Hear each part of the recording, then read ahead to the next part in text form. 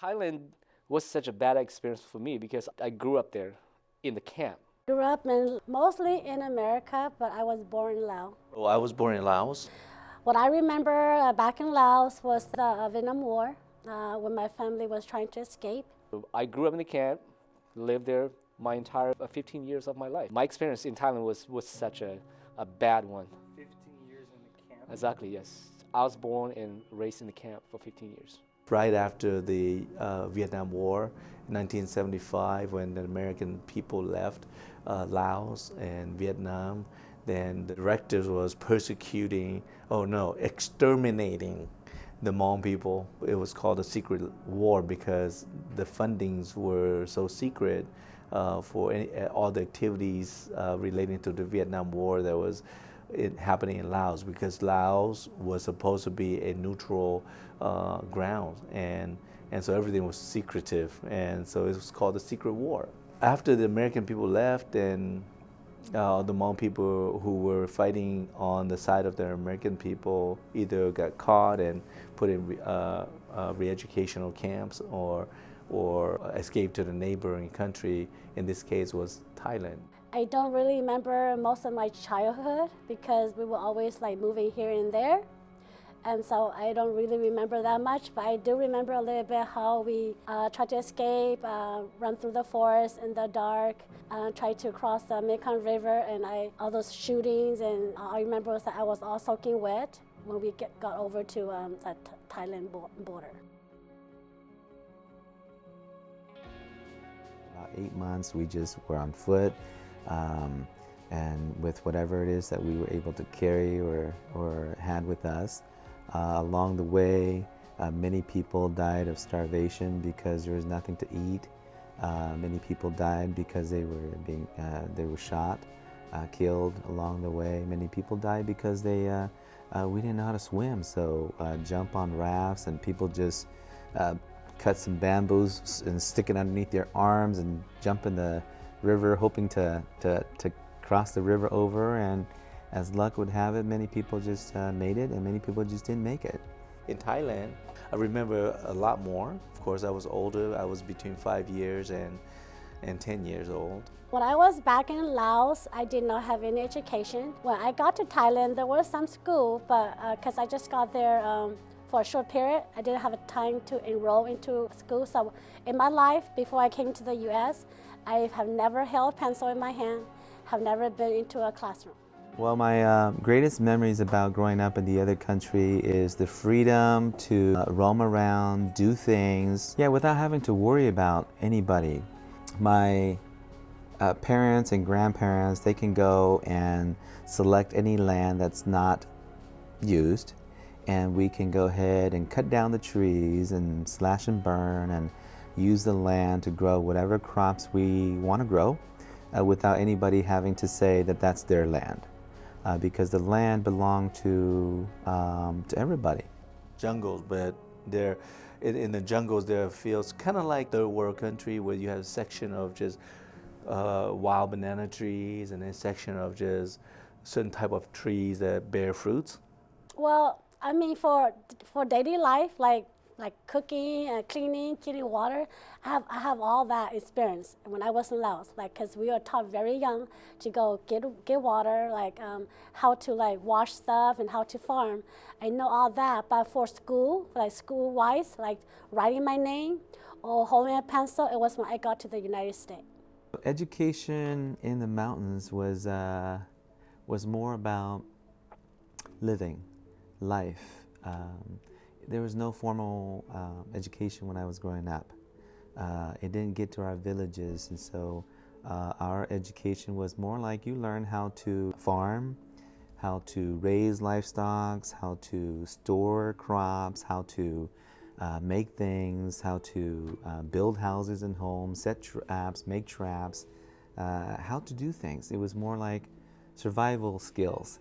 There's public education provided by the United Nations through the Thai people, but I remember going to school only to play around. I have no idea. I mean, 5, 6 years old, and I went to school, and I just thought, whoa, it's so fun, right? There was not any formal education when I was growing up. It was pretty much learned by doing, and so you go, you watch how they do it, and then you do it, and they kind of watch how you do it, and they, if you're not doing it right, they say, no, no, no, no, do it this way, and they show you again. And you do it again, and you do it again, until they go, wow, hey, that's pretty sharp, and that's pretty neat, and then you're good at that. And then you're left alone to do it because they know that you can do it. From what my father told me, our journey from the Vietnam War that came into our village happened sometime in March.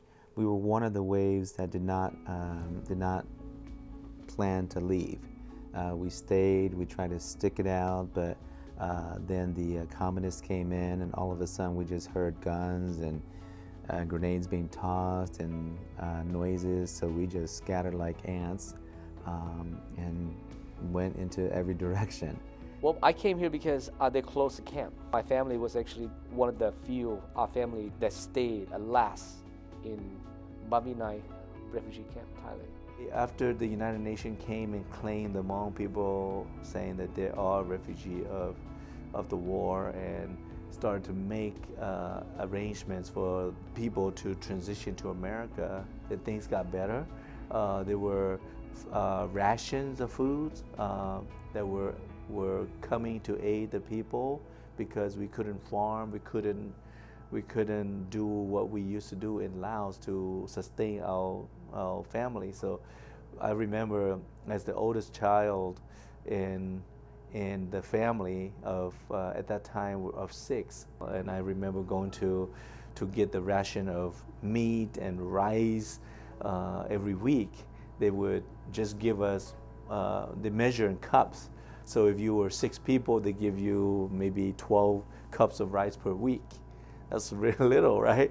And then they would say, these are pork, these are fish, dry fish, to help sustain the refugees while they were making the transition to America.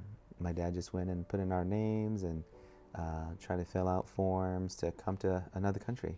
When I first came, I remember that I did not know how to hold a pencil. They gave a pencil in my hand. I did not know how to hold it. The teacher had to show me how to hold my pencil. And what I remember was that on the wall, all I saw, I think the teacher told me to copy whatever's on the board, but what I saw on the board was just scribbly line. I didn't even know where to begin. I didn't even know where to start. I just saw some wiggly line, and so I just I think at that time they knew that I'd never been to school, so I just maybe I kind of sat there and then I guess just maybe scribble something, but I know that it was scribbly line. I didn't know how to do anything. My first day of school, my dad's brother, my uncle, younger brother, he taught me 3 words: I don't know. Right? And he said, these are survival words. You say this to people so they don't give you trouble.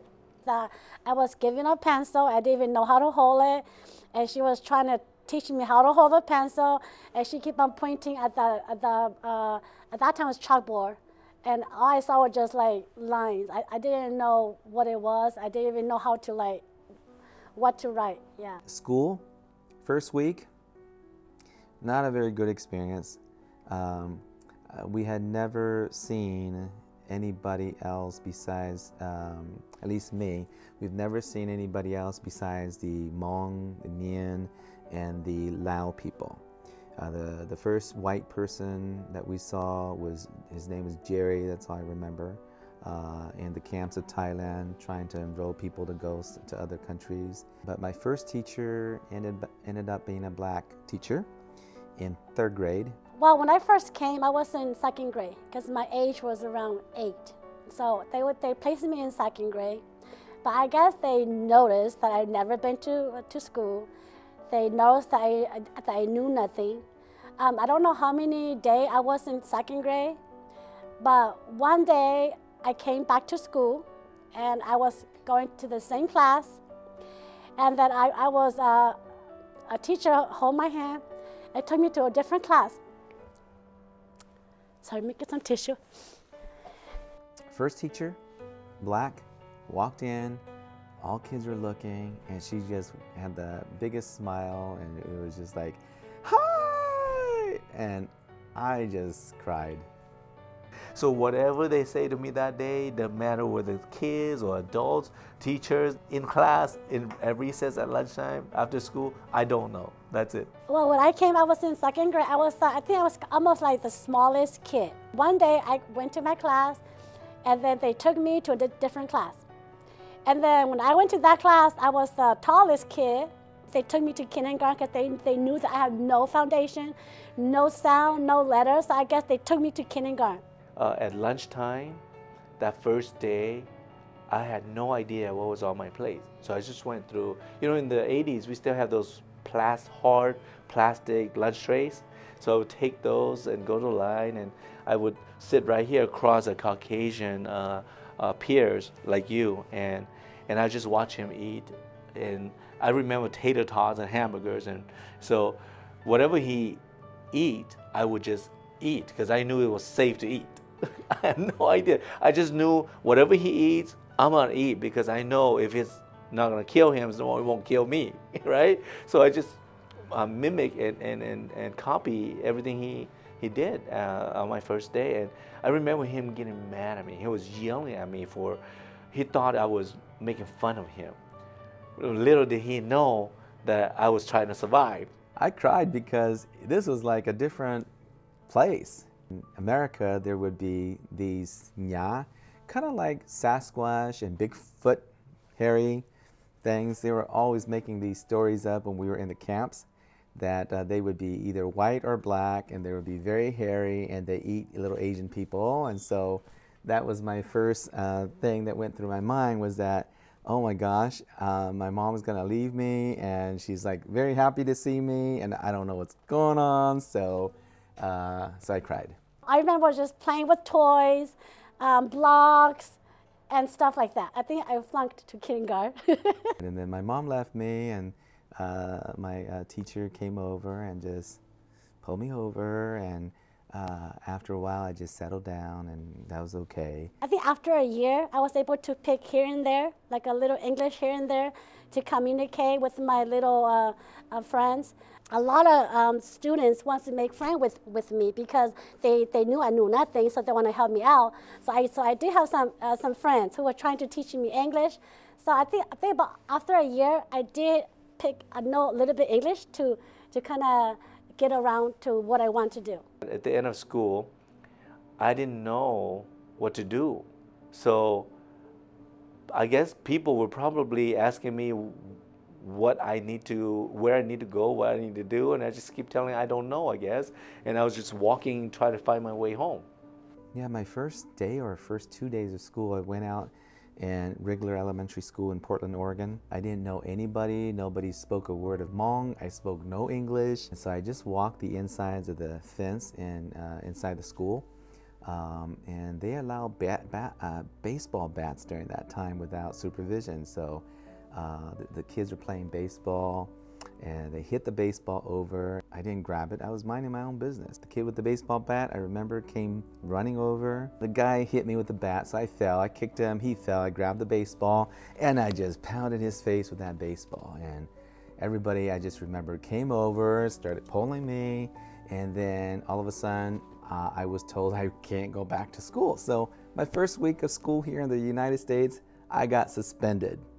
There was a search party for me after school, that first day of school. Imagine in Utah, busy traffic everywhere, right? And here I am lost, and nobody knew where I was. So people were eventually they found me, but I was lost that first day. I think education in America, from my point of view, we are so fortunate to be in the United States to have free education, because that was not possible back in Laos. And so I'm very fortunate that I came to the U.S. and I have the opportunity to go get education for free. But at that time, Valenzuela Elementary School was all minority kids, newcomers. So a whole bunch of Laotian kids, whole bunch of Chinese kids, whole bunch of Mexican kids, all in one school. And so there were a period of time in the day that they would teach Laotian Lao, Chinese kids Chinese, and Spanish kids Spanish. I think so far, education, they're doing their best to help, especially the English learner. When I first came, they did have some ESL. They put me into ESL class where they pulled me aside each day to go teach English. I think that's how I finally picked up my English and learned, because I was taking out, I don't know how many hours a day, but I was taking out from my general class to go and just a one-on-one tutoring. They cluster us under Laotian, so then they group me into this Lao group to learn Lao. I'm Hmong in America learning Lao, how to read and write Lao.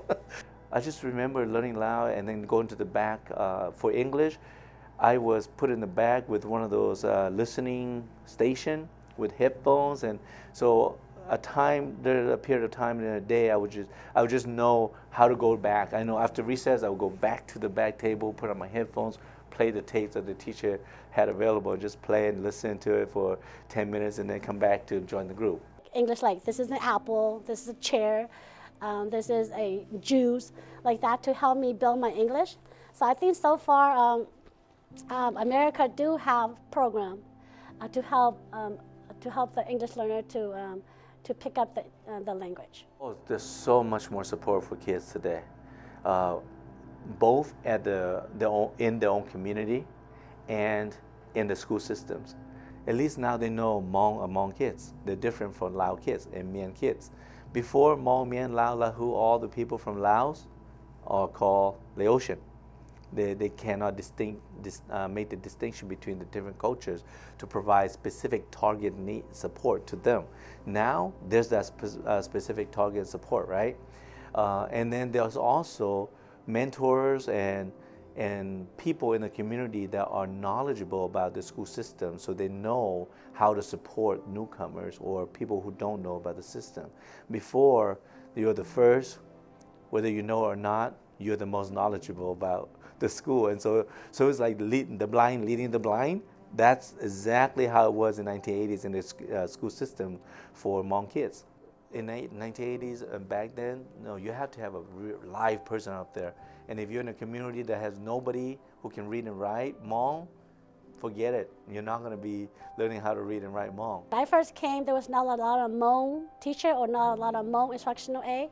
That now we have Hmong immersion, we have Hmong language. I could speak Hmong, so if I have a scholar or a child who doesn't speak English, at least I could speak their primary language to them. If the kids don't know if it's failing in school, at least there's someone at the school who can tell the parents, hey, they're lagging in reading, and here are the skills in reading, sound, letter sounds, or blending. And so you as a teacher would be the one that will, if you see a scholar who is struggling, you will be, especially in math and other stuff, you will be the one that will be helping the scholar to understand. If you depend on the parent to help them with that at home, they don't have the education level to help them out.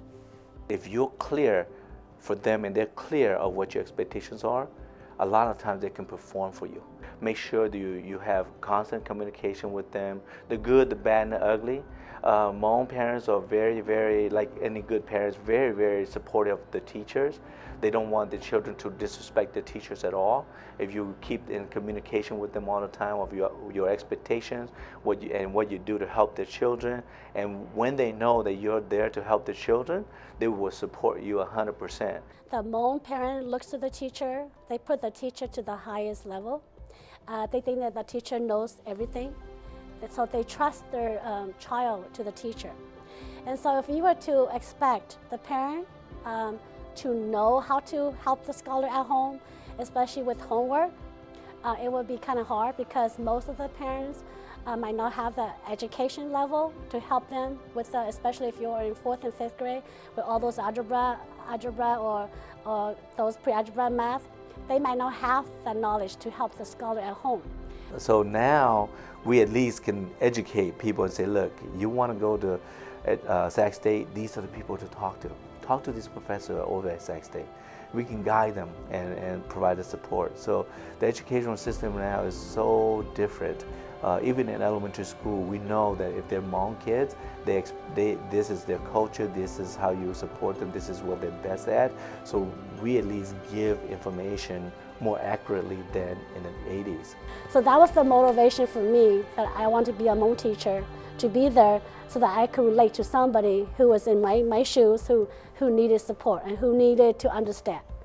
So that's why I'm a teacher.